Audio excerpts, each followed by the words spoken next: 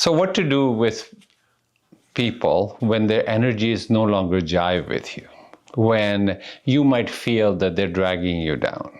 And that's a legit question, and everybody is posed because, like it or not, the top 5 people that you spend the most time with will shape your destiny.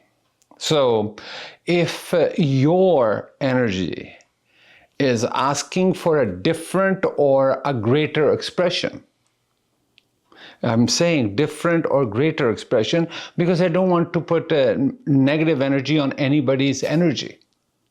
Okay? So everybody has a right to live the life in their ways. And there's close to 8 billion people. There's 8 billion ways of living your life.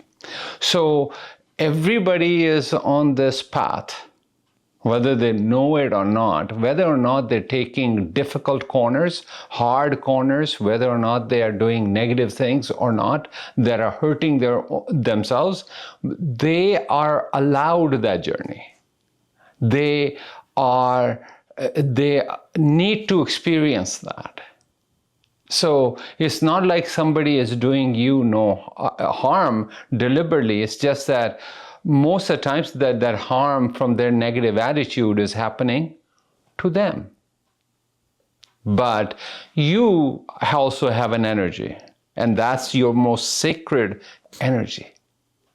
You also have places, whether or not you know it or not, there is place where your soul wants to go.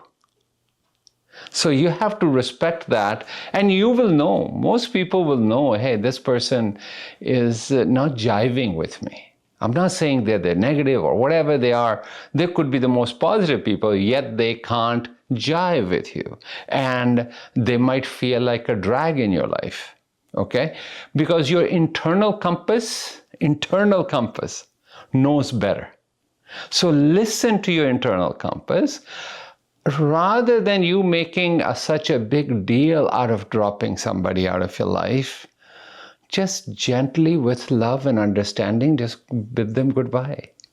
Saying, hey, the course of actions that you are taking, the words you speak, whatever your journey is, I wish you good on that. I want you to have your journey, but right now I want to go in this direction. And having you in my life is no longer serving that. So, reason why you want to come from this understanding and love place. Any other answer would be coming from your ego, from your conditioning. So you want to avoid, oh, they're dragging me down. Oh, they're doing this to me. Oh, they send shivers down my spine. That type of an attitude entrenches negativity in you. And you feel guilt, sometimes depending upon if it's a close relative, even shame. And you don't need that. You just say, hey, I wish you your journey. You deserve your journey. If you insist upon taking that route, wonderbar, go take it. But I've been that route before. I don't want to go there. So you don't want leaving behind people. Rather than leaving them behind and having this, I am leaving them behind, I am leaving them behind, allow the natural shedding process to take place. Allow the natural shedding of people to happen. Meaning, you don't have to go to the bar that they want to go to. If you desire to go to a church, then go to a church. And naturally, those people will not go to the church with you. So allow the process to become a natural growth for you where they no longer fit in. And I'm not saying their growth is not happening. Their growth is also happening. It's just that it's not happening with you, and you don't want them around. And you owe it to your own journey to surround yourself with people that are more advanced in the areas you want to go to. Because it's just like a game of tennis. If you want to improve your game, don't play with the great tennis players. Don't play with them because you're not capable of giving them a game yet. So you want to play the game of tennis with somebody who is 5 to 10% ahead of you. Now your game will improve. And then if you keep up that process, whichever side you want to go to, whether that could be spiritual or movie making or editing or a world of finance, wherever you will incorporate that type of an attitude, you will grow. You will grow. So just be aware of that and see it as a natural process that everybody has their own journey. And hallelujah to their journey. And they're entitled to their journey just as much as you are entitled to yours. There's no insistence that they change. Most of the times when we start insisting either they change or why are they not listening to me, etc., all of these produce negativity in you. And nobody needs that. The other person doesn't deserve it. Allow them to have their journey. And you don't deserve that. So why do it to each other? Just grow. How do I protect my energy?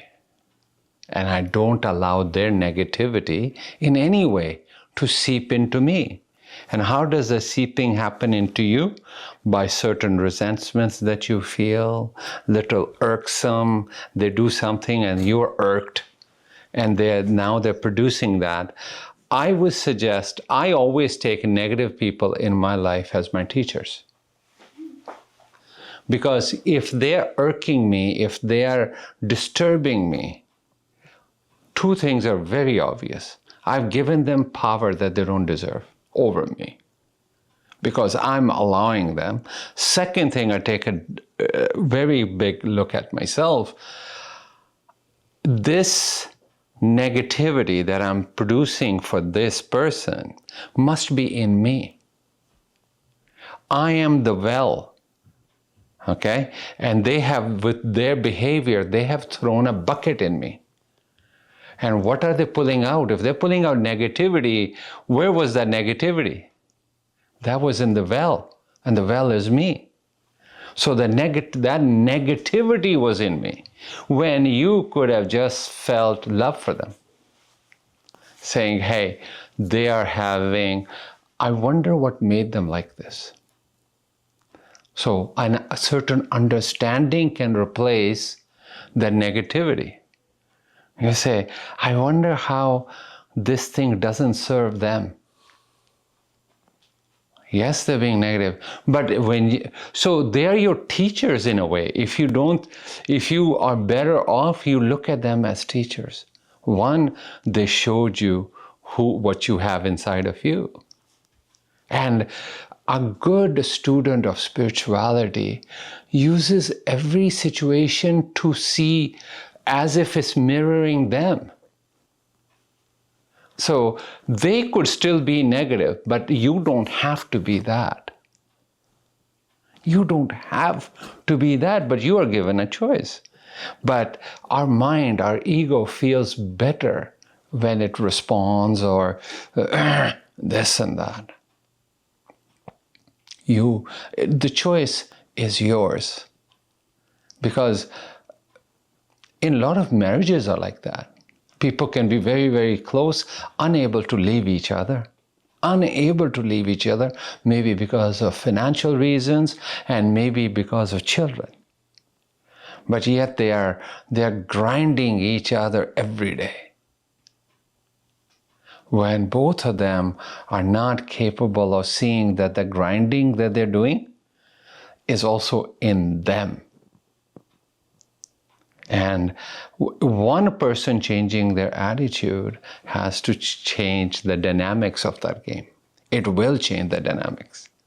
And the thing is, you also don't want to come from a point of person, especially when it's a close relationship like a husband-wife, as if you're ignoring them. Because that's what we do. When somebody doesn't jive with us or they're producing negativity or whatever, the very next reaction is ignore them. Ignoring them is further proof that you're trying to protect your negativity. You understand what I'm saying? You still have negativity in you, you're just not allowing the bucket to fall in your well. You understand what I'm saying? They are your teachers. Most negative people in your life are your teachers. That's why husband and wife create a lot of karma with each other. There's so much tension between them, could be over finances, sexuality, etc., etc. Children, everything is an opportunity for you to grow as a human being into your own flowering. And that's why the example is always given of the lotus flower. Grows in the murkiest of waters. Yet, I think we did a video on this where the stem comes from the murk at the bottom. More murky the water, more lotus flower grow in it. But yet it knows where I'm going. It knows I belong there. And it breaks the surface, and when it breaks the surface, it flowers into this beautiful flower that is considered enlightenment nowadays. So you have to be true to your own journey. Everything allow it to just gently fall away. We always, many people always say, I'm bound. I'm bound by my desires, needs, wants, by the Maya Jal, this world of illusion around me, and my senses have bound me to this world. How does that happen? If your journey is genuine and coming from a good place in your heart, these chains don't have to be broken. These chains don't have to be broken. They'll just fall off by themselves. And different people have different types of chains. And that is called, when the chains fall off by themselves, you have transcended a situation. But when you say, I will not be greedy, I will not be greedy, I will not be greedy, you can do that. Now you're trying to break a chain. But if you understand greed truly, hey, I'm being greedy and I'm taking more than my share from my partner. I'm taking more than my share. First realize that. I will not allow that to happen. Whatever it is, if the agreement is not working for me, I will say it openly. But I will not take more than what's mine.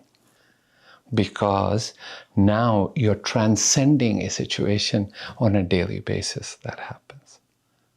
Because your relationship with yourself is ultra important to you. We human beings are strange people. We tend to justify almost every type of behavior we do to ourselves. Every type of behavior that we do to other people. People even justify murder. People justify genocide.